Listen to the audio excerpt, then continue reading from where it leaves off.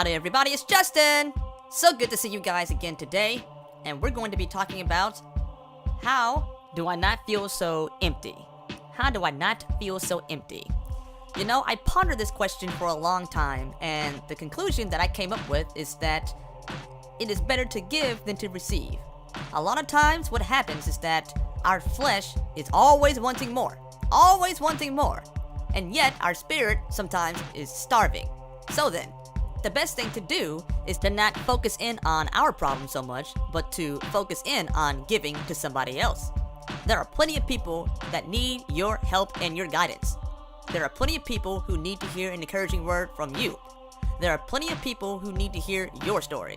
So then, the best thing to do is to actually begin to give to someone else, and you'll feel so much better, because whatever you magnify, you're going to enlarge.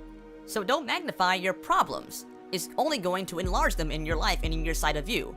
Enlarge the areas of giving in your life, because Jesus says that it's better to give than to receive. That should be a total lifestyle change right there. Another reason why you may feel empty is because you haven't quite yet moved into the position in which God is calling you into. Now, it doesn't mean that you did it on purpose. It just means that it's something that you may be missing in your life. That's all. So the best thing to do is to begin the journey and the process along with other believers, because we don't want to isolate, and go into that journey and understand what it is that God has for us in our lives.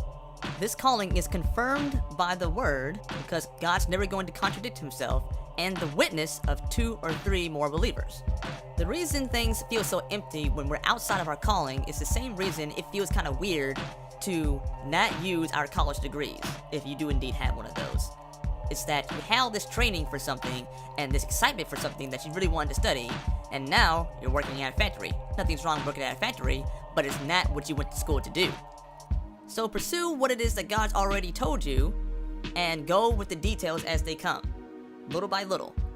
So also understand this, I'm not saying for you to just drop your day job. I am saying for you to pursue, and to pursue wisely with counsel and using the word of God as your guidepost.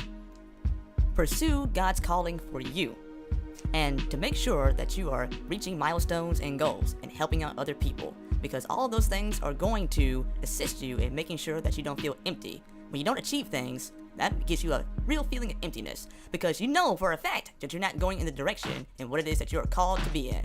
So, let's go for it, guys. And investing time and energy into other people is going to not magnify your problems, but going to magnify the help that you can give and deliver to another person that can possibly change their life. And what's more gratifying than that? Alright, good people, that's my time. Thank you so much for joining me, and remember, get out of the drama and get into the art.